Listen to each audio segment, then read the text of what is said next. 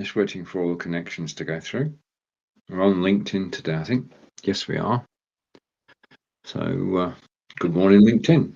Good morning, YouTube. Good morning, Facebook.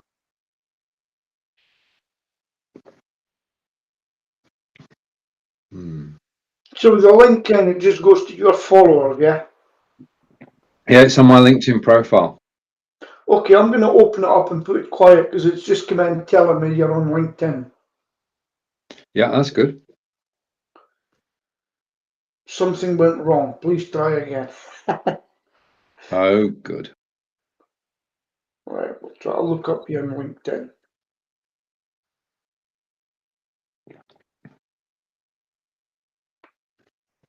Yeah, LinkedIn connection is a little bit weird at the moment. Good morning, Peter. Morning. Right, I suppose we better get started and say, just a minute, click here. Welcome to the show. This is Blabbing for Britain, episode 319. Oh, Wow. how much is that in 3 oak years? Well, the rings round it. Well, 312 weeks is 6 years. So it's 6 years, 7 weeks, but not. Wow. Really? Yeah, it's quite a while. Yeah. Right, we've had news from John that John can't make it today. His crook is not so well. Sorry to hear So, that, John. Also, Stephen Silk, I never got a chance to see him last time, so I hope you have all that. I know Stephen Silk was particularly careful about not getting COVID. that's true. And I hope it's been a mild one for you. I totally agree with you there, Peter. I'm currently in hiding, not going out meeting people. I've got the operational week on Sunday, and I want that to go ahead. So I've got to be negative for then, and then we're off to Germany. Good news is that the Dutch government have dropped the requirements for a test before you go. So that means you should go to Holland and then go to Germany without any tests anywhere. So things are opening up. I mean, we don't hear too much about COVID in the news these days, do we? Can I ask you a question? Who did you use the plug here maybe for? Who you use for insurance? Who do I use for? Insurance to go to Germany.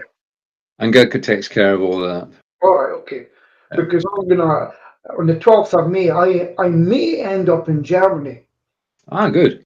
Berlin, but because last week I had a bit of a tete-a-tete with the Germans last week. Ah. No, 2 years ago I was all set for Berlin, and it was postponed. Yeah. And it says I got my money back. I don't think I did.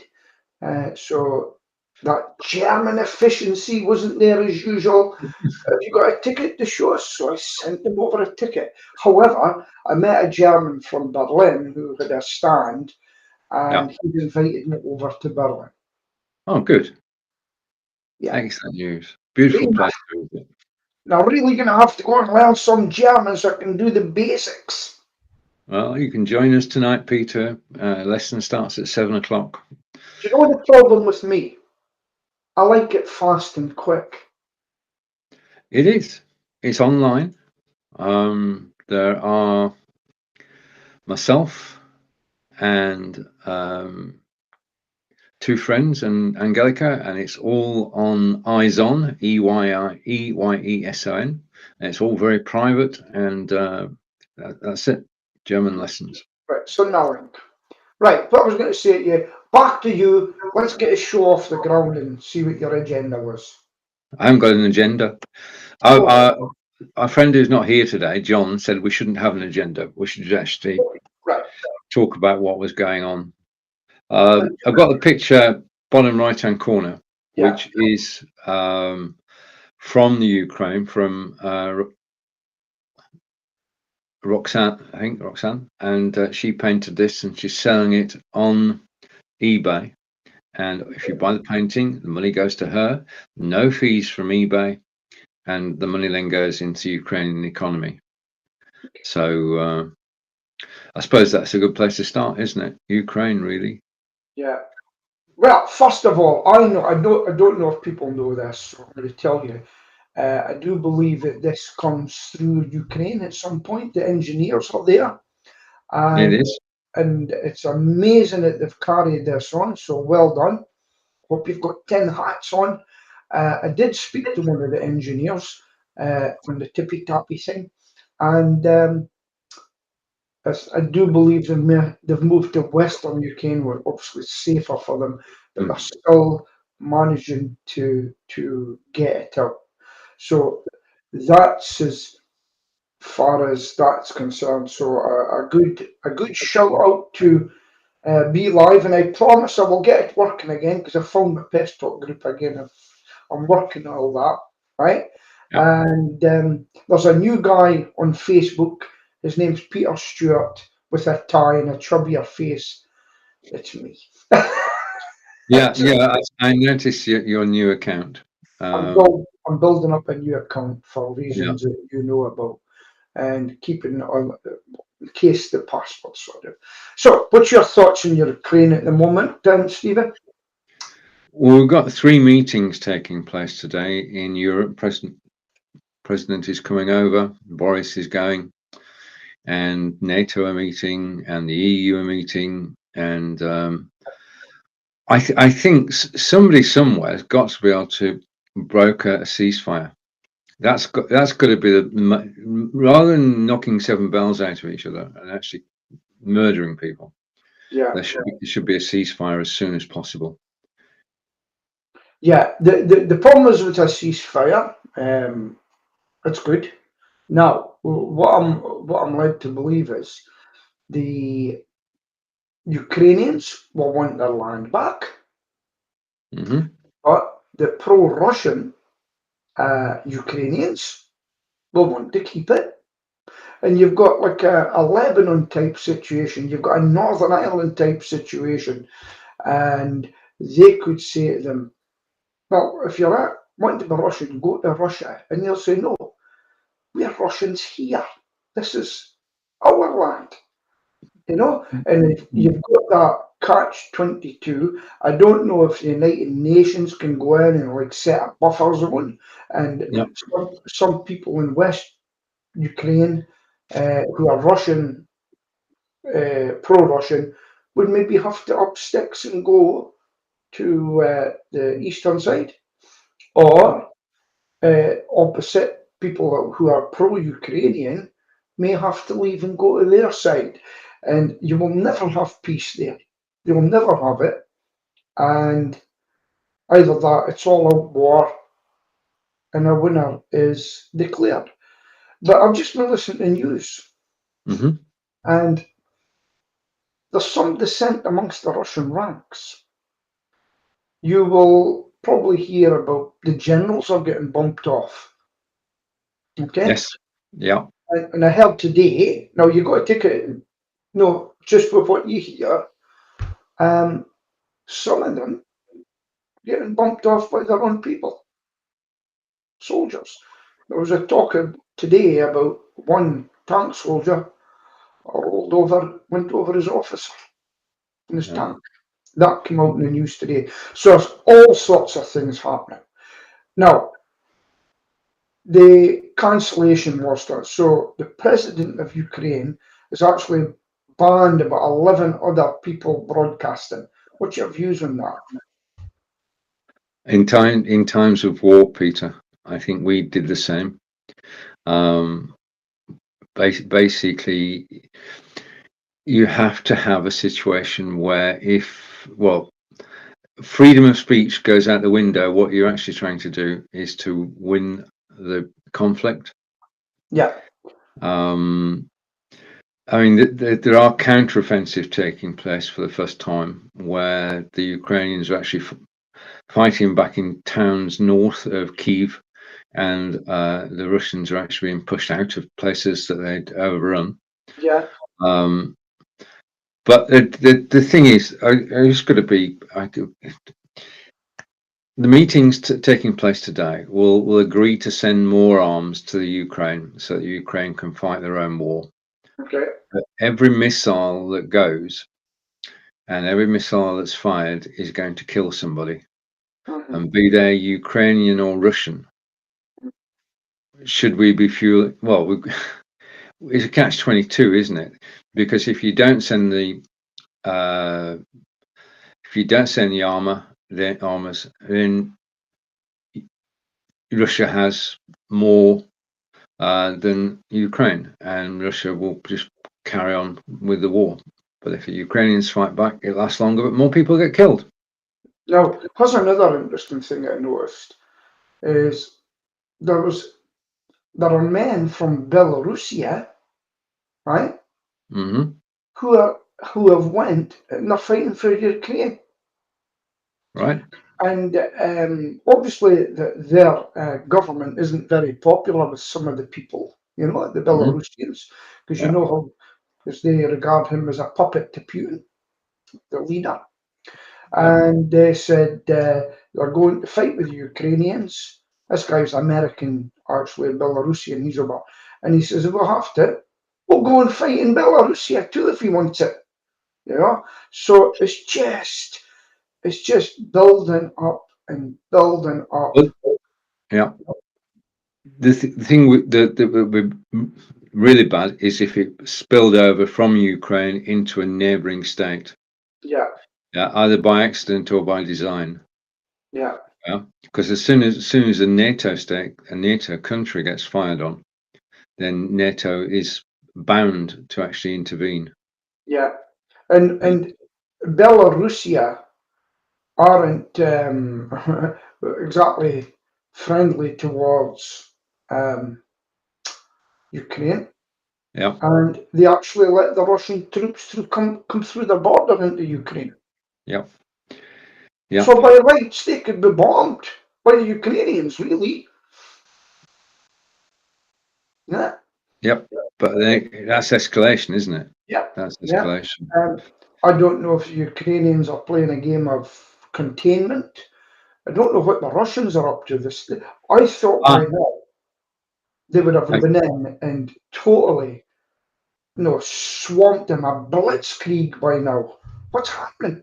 I don't know. But Mariupol has been blitzkrieged. The Russians seem to be after the sea coast, the south coast, and joining up to Odessa. Yeah. So that they control the whole of the coast. Yeah. More than the north. They're not interested in the north as much as being in the south. Someone said that they're doing, like, I was looking at someone says they're doing the cauldron method. They surround it, heat it up, starve them out, freeze them out, bomb them out.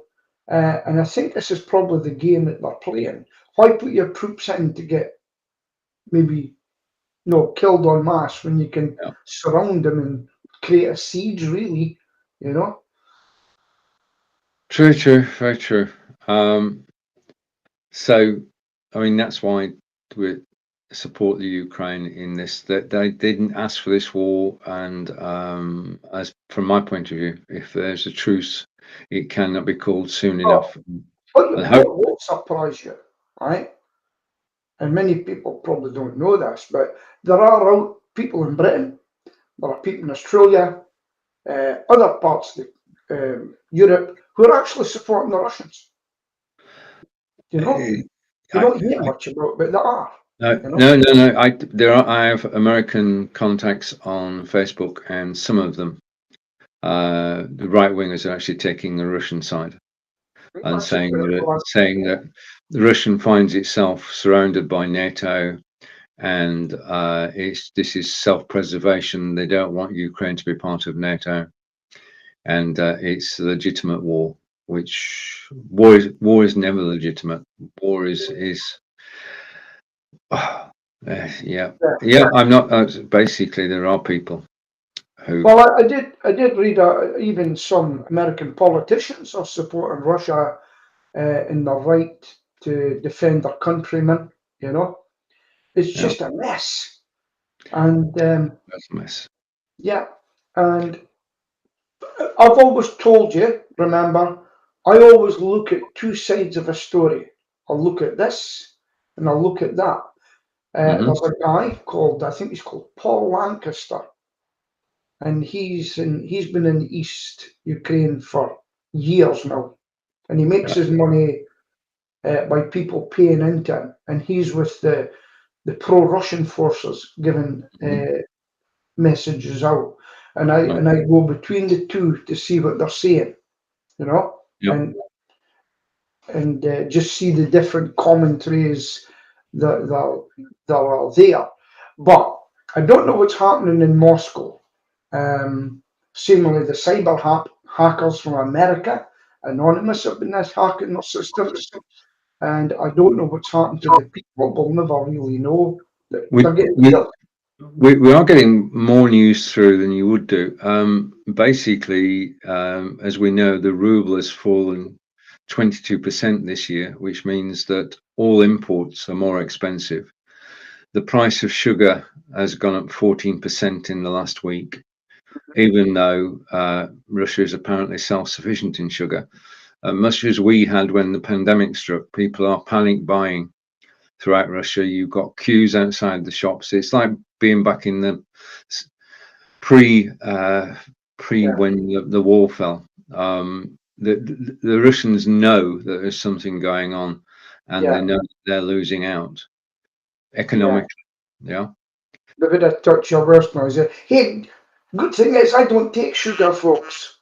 Yeah, sugar is an indication. It's not basically inflation. It is. I mean, we've got bad inflation in the UK now. We're at 6%, 6.2%. But it is far worse in Russia. Another fascinating fact I found out. I've got diesel vehicles, new diesel vehicles with AdBlue in them. Do you know where the diesel gets refined? Well, I was going to say in the UK, but obviously that's not a question. Russia. Yeah. It's refined and broken down in Russia.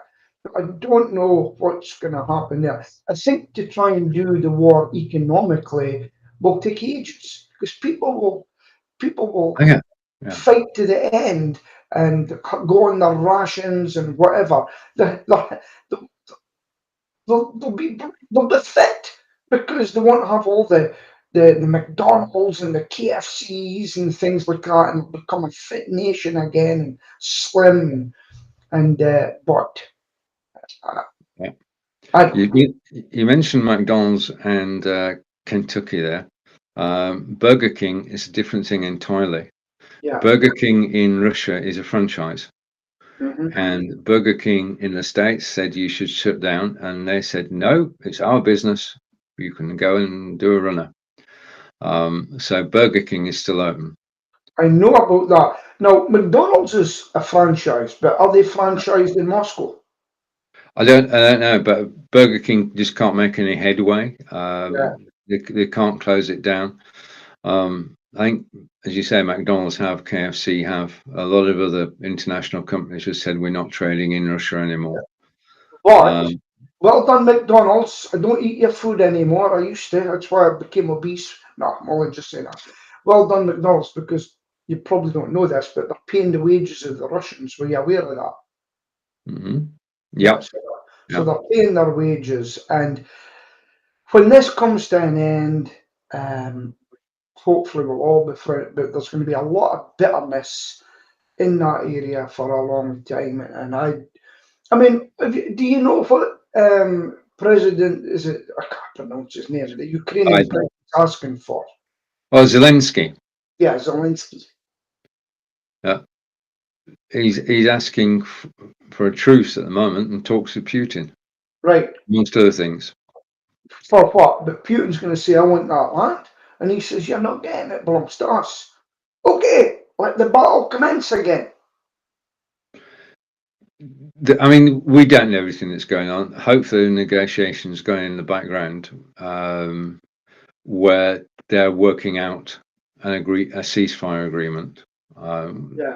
Yeah. Because the war is not a good thing. We know that. and hopefully, anyway, talking of war, Yeah. we're going to have basically a situation of them and us in the UK in the coming months because of inflation Yeah. and the rise in NI contributions, the fuel prices skyrocketing. Yeah. Yeah, there are going to be at least 1 million people in the UK on the breadline. Yeah. And it's been a combination of COVID and Ukraine and what's the other one? I'm thinking Brexit Yeah. that have actually pushed the prices up, and oil prices are going up. All the prices are going to go up.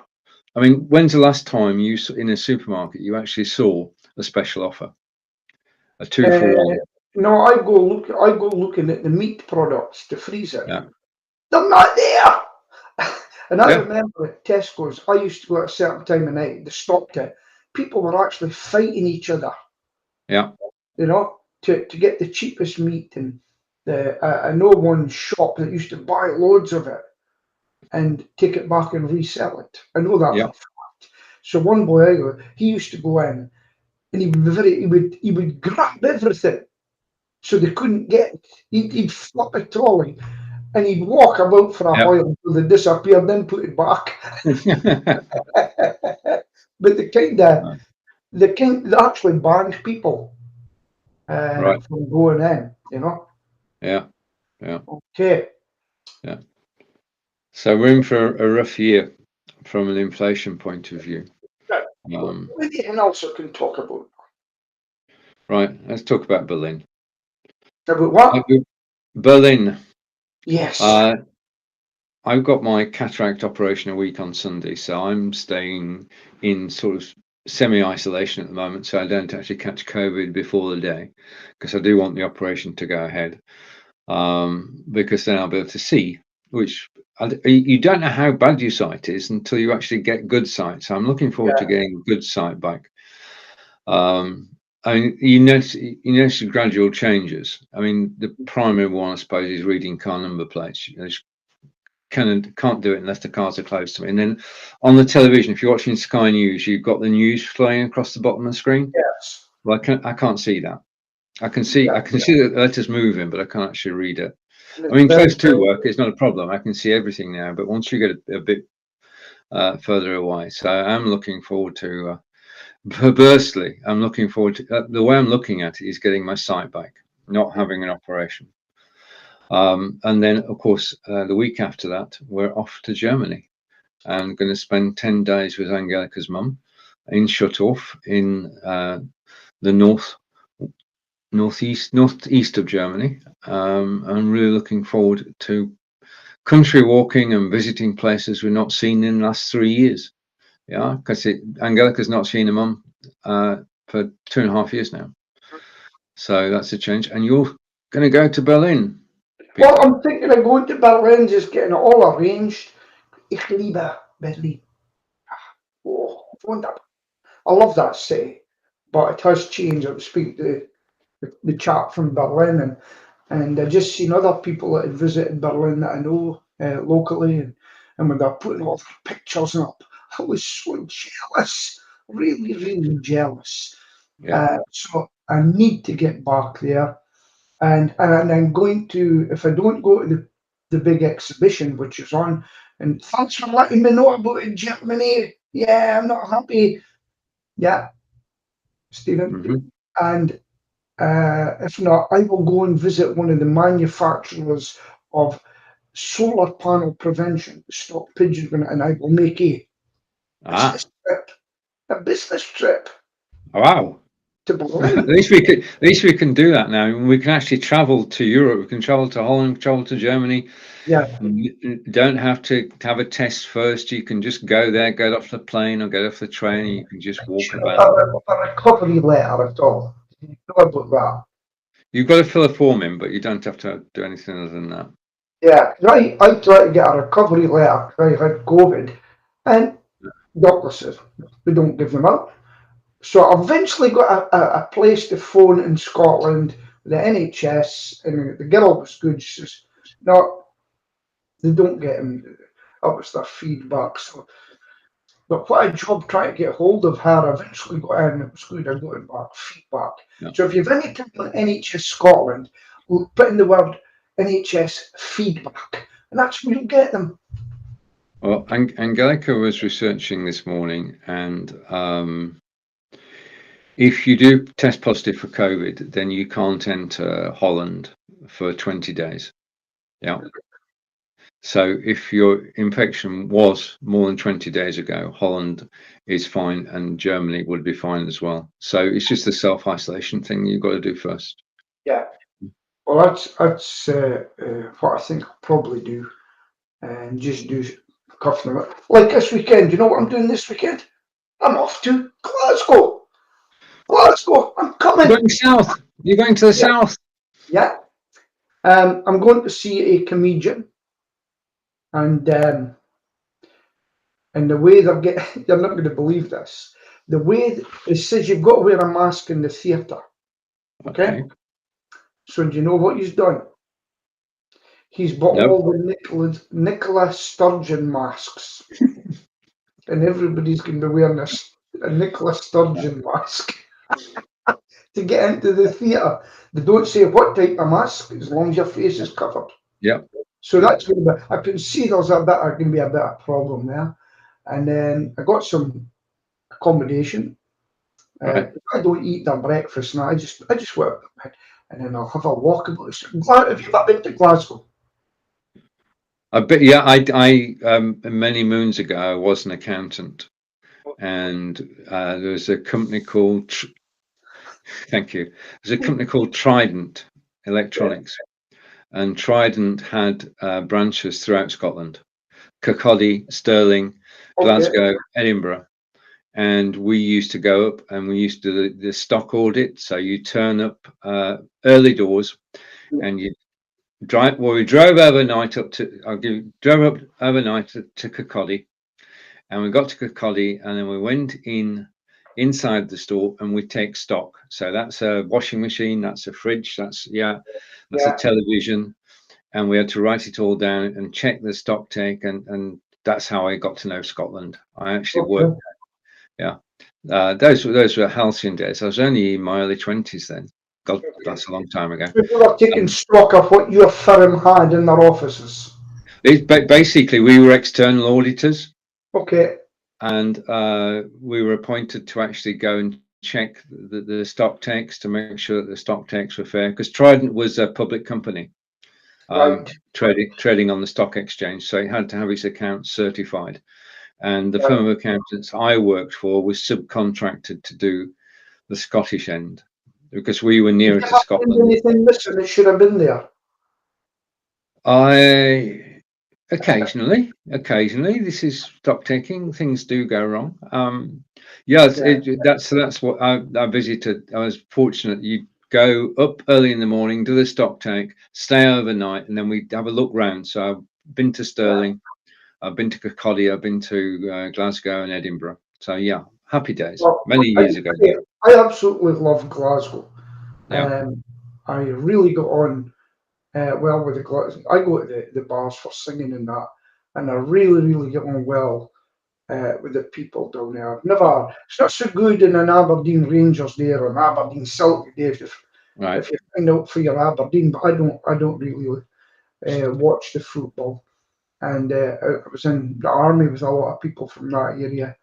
And I don't know if you've seen this, there was a classic picture of me, and I arrived in Glasgow very early in the morning, and there was nobody in the street, which is usually jam-packed. And I took a selfie with them back, and I put in a title. They must have knew I was coming. Right. Talking of football, English Premiership, Burnley have been in the Premiership, and Burnley are in the bottom three with 11 matches to go. And it's either Burnley or Everton to go down. I think Brentford outside, but Burnley are up against it this time. Normally, in January, we start to play well and we start to win. And we did have 3 wins on the trot, but recent form is not good. We have some of the top teams to play, and we've got to close the gap. We've got to start winning and keep winning from now until the end of the season, which is a tough ask really of any team. So this is a shout out for Burnley and the Clarets, and let's hope that we're in the Premiership next year. But I know that many Clarets are actually thinking maybe not. That's football. That's sport. I mean, that's part of his email name, Clarets. Yeah, but it basically, yeah, it is sad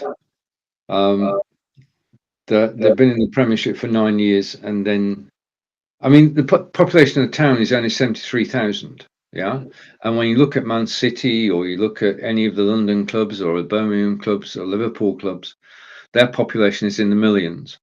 Yeah. So to actually be there for so long is quite an achievement. Yeah. Football news, she's not on it for me. Abramovich is trying to buy another club. What? He won't be allowed, will he?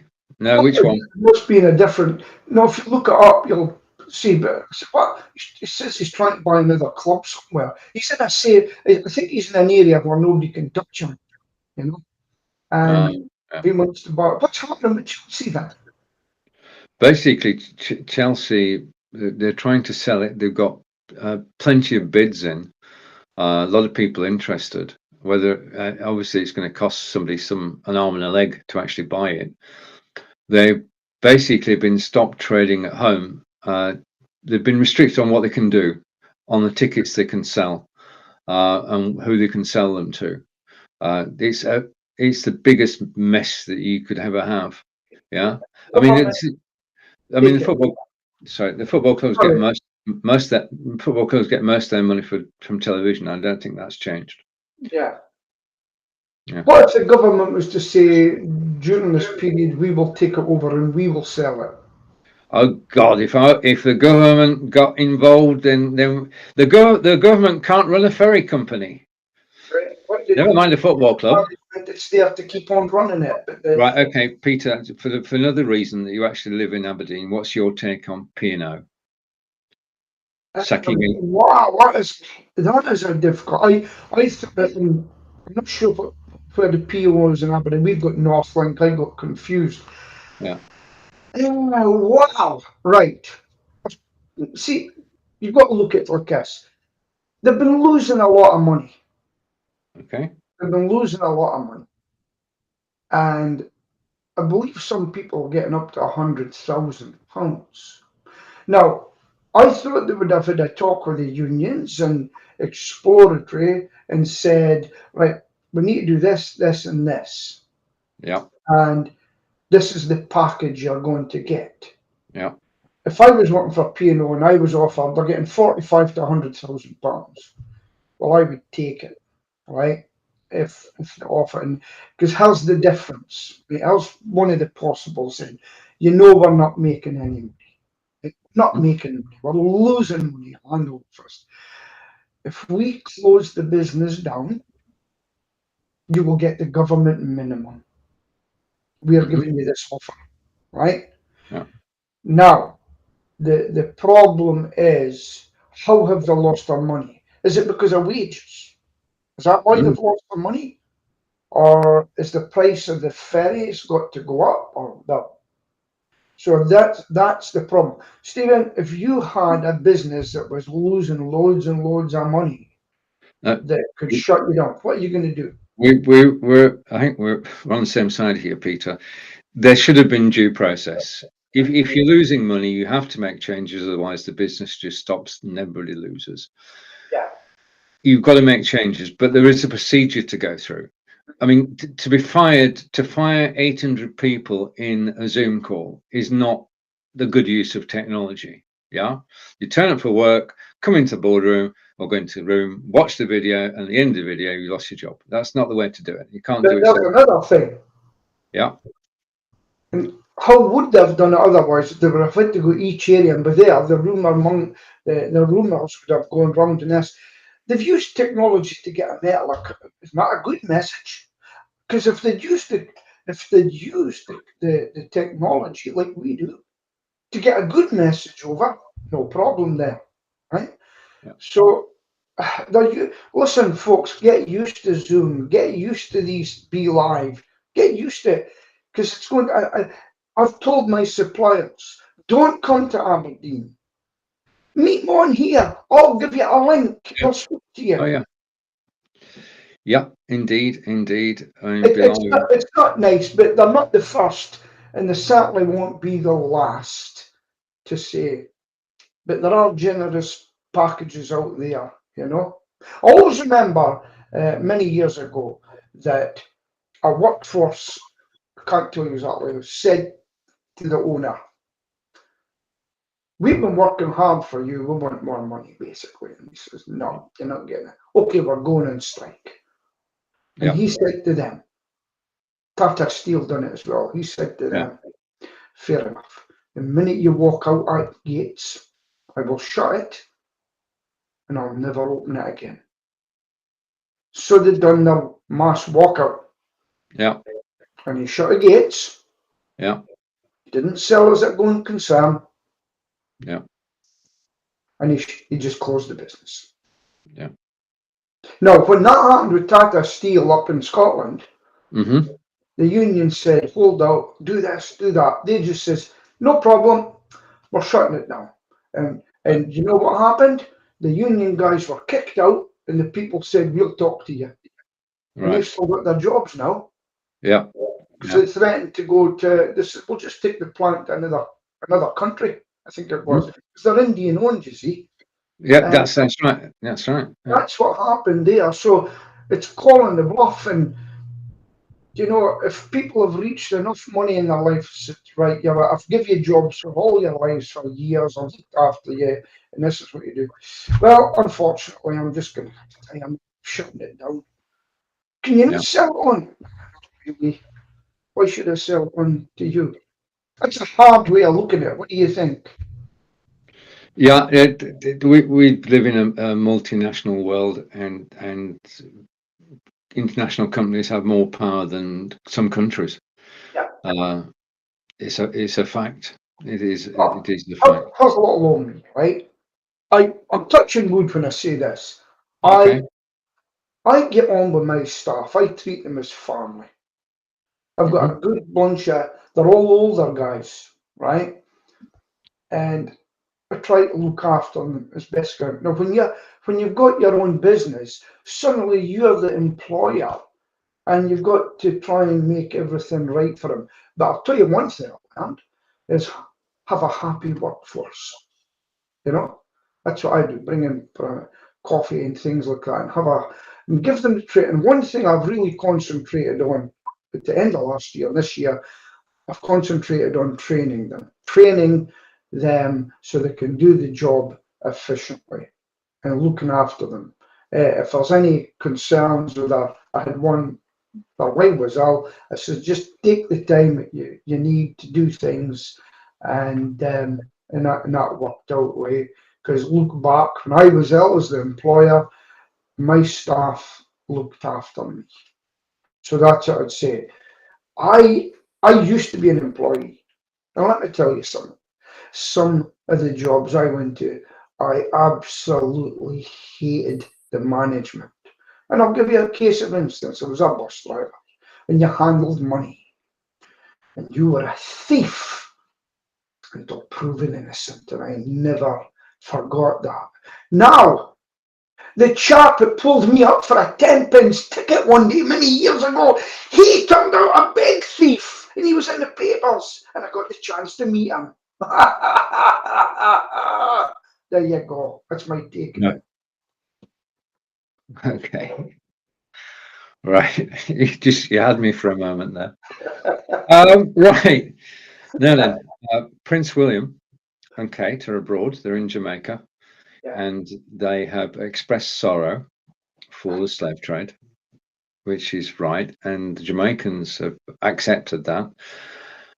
But they also said that they're going to become a republic, and the Queen will no longer be head of state. Okay. Bye. And when you get in times of trouble, But no, don't pick up the phone now. when See when yourself. let's go back a couple. When we ruled the waves, Peter, Yeah, when the British Navy yeah, conquered the world, literally conquered the world, yeah, and the Commonwealth was built, yeah, and the Queen is head of the Commonwealth, yeah, and it's the countries across the world are actually, it's effective. It's more than a trade area. It's not like the EU or anything. It is a coming together of countries in the common interest, helping each other, trading with each other, but having the Queen as head of state. And Jamaica, the latest country in the Commonwealth to actually say no, we don't want to be have the Queen as our figurehead. Now let's just remember for a moment that Australia has a Queen, and yeah, Australia has our Queen. yeah. Yeah. Do you think that the tide is turning and that more of the Commonwealth will become Republican, Yeah. a republic rather? Let them do their own thing. Just let them do their own thing. Because if that's what they want and that's what they vote for, let them do it. Yeah, I mean that's basically they're talking about it at the moment, and there will be a referendum, as you said, that the people decide. So Yeah. we'll just have to. You've got to remember, although Britain ruled the waves and done it, okay, they were harsh at times. But look at the railways and everything India's got now, for Oh yeah, instance. Look at yeah. their armies. Their armies, where did they train their officers? Sandhurst. Sandhurst, they come to Sandhurst. And basically, we've done well, okay. And so we're gonna have to look up what the Vikings done to us, and these people, and I want some money from them. Fine, Stephen, let's look at all the countries that have been bad to me. The Romans, what did the Romans do for In us? in the Bernard Cornwell, Yeah, British author, well known for Sharp, yes, writing about Sharp, okay, and Sean Bean and all that, and yeah, great big television hit. It's not the only series of books he's written. He's written books about England in the 8th and 9th centuries. yeah, Okay. Now, we could be, if things had gone wrong, if it wasn't for King Alfred, you and I could be Danes. yeah, okay, yeah, Basically, the Danes came over. Did forget the horns on the helmet thing. That's an invention. The yeah, Danes came over. They knew how to fight. They did conquer. First of all, they conquered Northumbria, and then they worked their way down until they got to the south of England. And yeah, basically, apart from Wales and Scotland, they took over the whole of England, mhm, apart from the area which was ruled by King Alfred. right. If King Alfred had been defeated in battle, then England would be Danish. Yeah, what about Scotland? Did they get there? I think so. I think Oh, so. But well, hey, Danish, I want some money for what club I'm looking for. right, what? I Yeah, suffered because of you. To eat your bacon. yeah. Truly. The book is fascinating. Not big. It's true stories linked together, but the central character, like in Sharp, is fictitious. Yeah, Yeah, and it's a brilliant read because you get to understand how England was in the yeah. 800s and 900s. And the Danes came across. In fact, they were in. Is Bamberg in Scotland? Where? Bamberg, Bamburgh. I haven't even know. Oh, right. Okay. It's somewhere between England and Scotland then. And that's where they landed. And that basically they just worked their way down the country and took over the whole country. Well, I do know, right, in Aberdeen, pardon my food, they're a bit of rogues, right? So, now, We can't uh, hear you. oh, you can't hear me. So, okay, the rogues. My uncle, who married my auntie from my bloodline, his name was Sanderson. Hmm. Sanderson. And my cousin looked into where they come from. I think I did as well. And Sanderson comes from Wick, which is at the top of Scotland. And they were Vikings.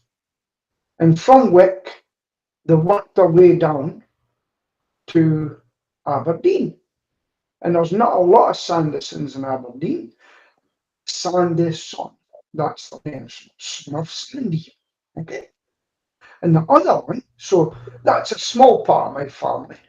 But the other one, as you know, I'm 46% Irish, according to my DNA.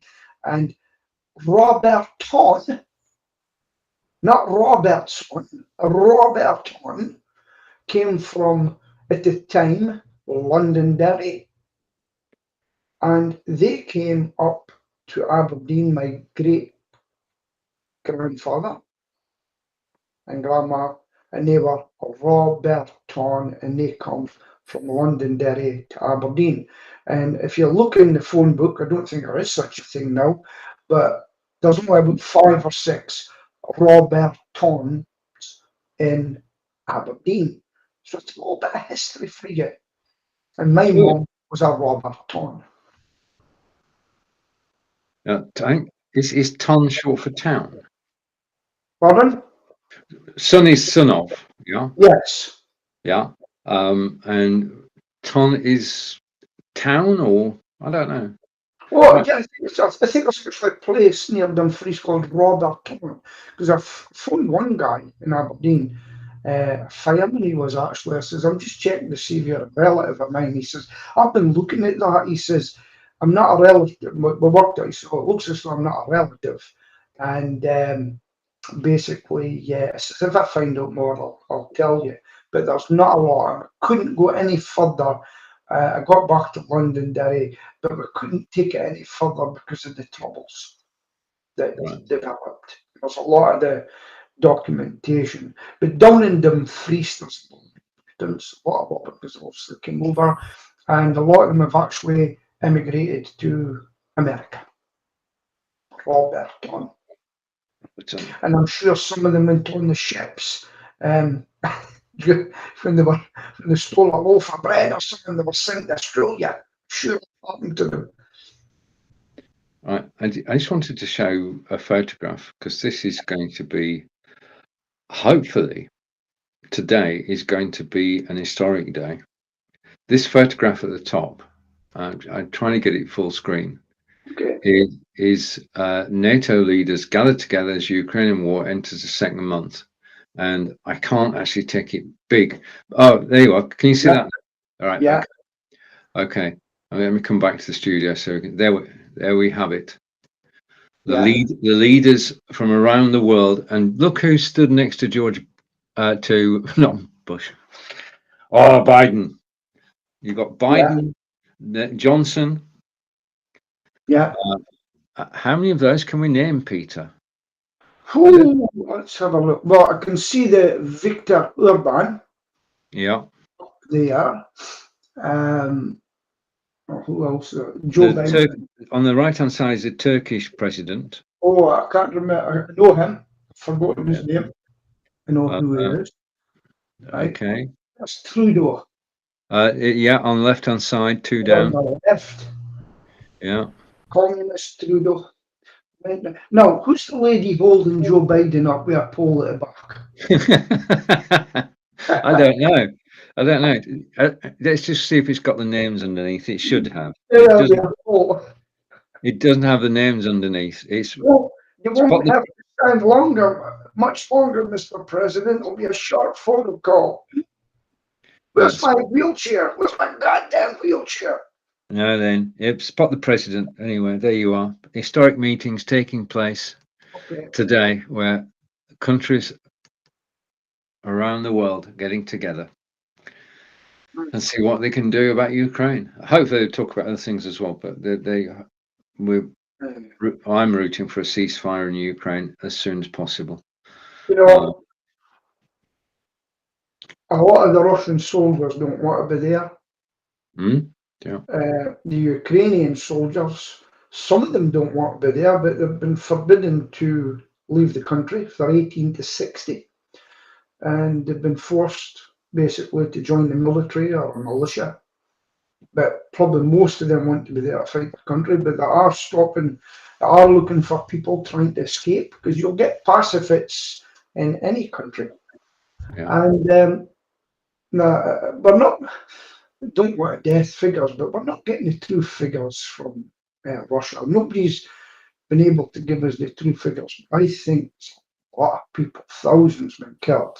But basically, the were, just if I remove the were figures published.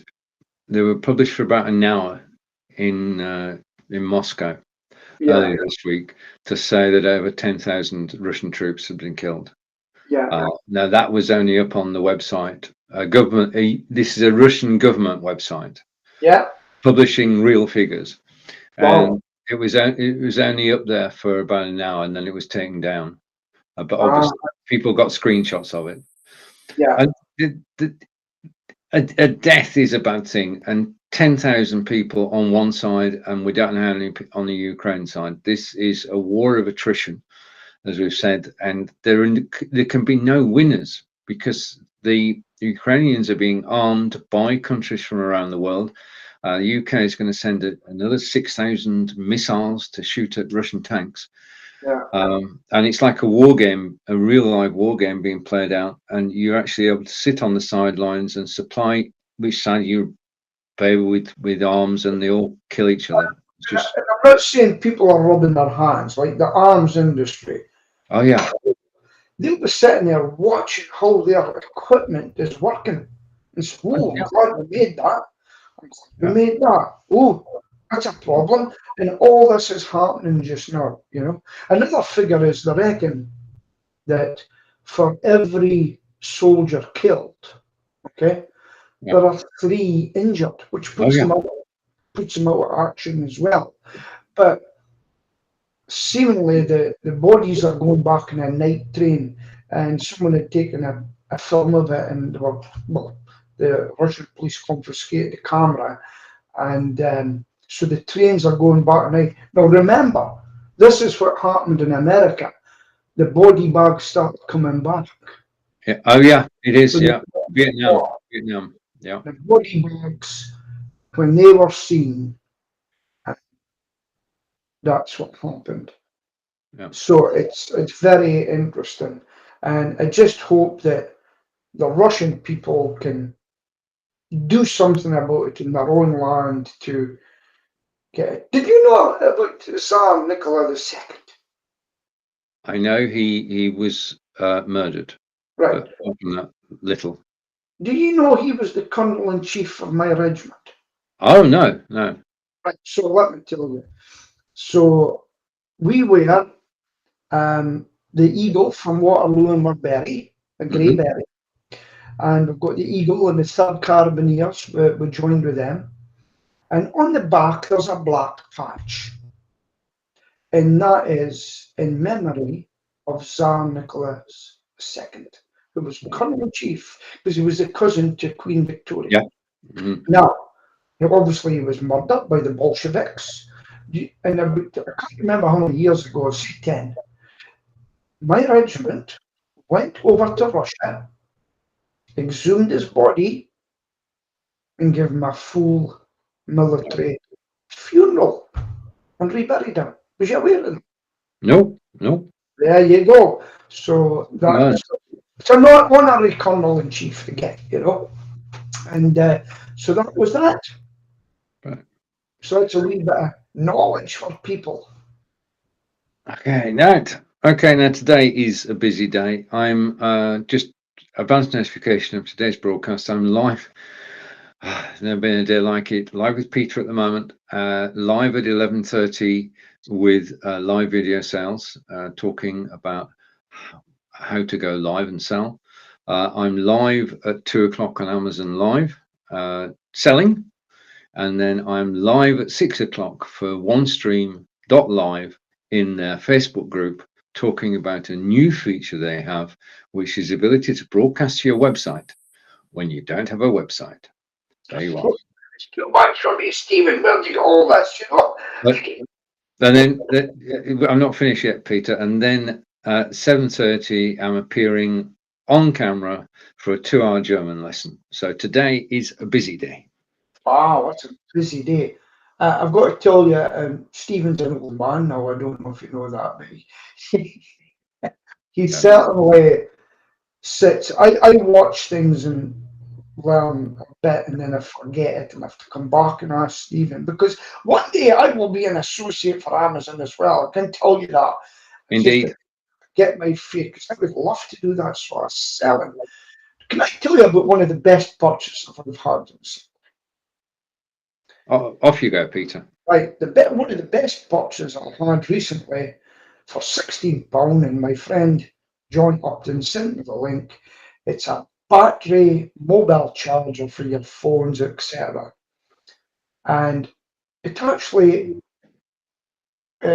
charges my phone up to 7 times. So what I do now, I tried it on my bike. Remember, there's a noise I haven't worked out yet, and I was away on my bike live, and as a cord comes down into a little pocket that hangs down from my bike, and it's got the recharger in it, the power bank they're called, and then a wire going up, and it's permanently plugged in. And my battery, my phone battery, sits at 100%. So that's one of the best buys in a long time. And I'm going to tell you another story just before. A friend of mine, I gave her a battery power pack. She was out cycling with me, and she said, I won't need it. Well, she needed it twice, and she didn't have it with her. And she went away to see her daughter, and I'm lying the bastard, I might too much information. And the daughter phoned me and says, have you seen my mum? She went out with a friend down to Edinburgh it was, and then they travelled out. It got dark, and I eventually got the phone call saying she's safe. We said, to get please. I says, do you remember a young man giving you a battery charger? Yes, and you never took it with you. So there you go. Always carry a battery charger. You never know when you need it. Dang! It's me. This is a battery charger. Yes. Yes. Okay. We're Right. just for gadgets. We are. Yeah. This one's very special. This one actually charges my Fitbit as well. Okay. Yeah. So it's not just if you've got a battery. If you've got one of these, then you can charge anything that has a USB-C connection. Just What's saying. that one? Yeah. Yeah. Read it. Sorry? So I'm the same. I can plug in a few things, and it's absolutely marvelous. It is. It's one of the things you must have. Every home should have one. It's 10 At least one. You could have his and hers power packs. You could, what? Mine says 28,500. Is it milliamps? Right. Okay. I'm not sure what mine is. I'll check. He says it's enough to charge about 7 phones. I'll check for next week, Peter. Peter, would you like to close the show? Yeah. Well, thank you very much for listening today. I hope we've had some viewers. And listen, we're going through hard times just now, and I'd just like to say, keep at it, and there'll be light at the end of the tunnel. I just hope it's not done by electricity, because we might not be able to afford it. But have a great day. So from Peter Stewart in Aberdeen, I'd like to pass you back to Stephen, and maybe Stephen will kindly put a link to that photograph in the thing. Thank you very much. Well, thank you, Peter. We'll see you all next week. Take care and enjoy the rest of your day. This has been Blabbing for Written, episode 319. Goodbye for now.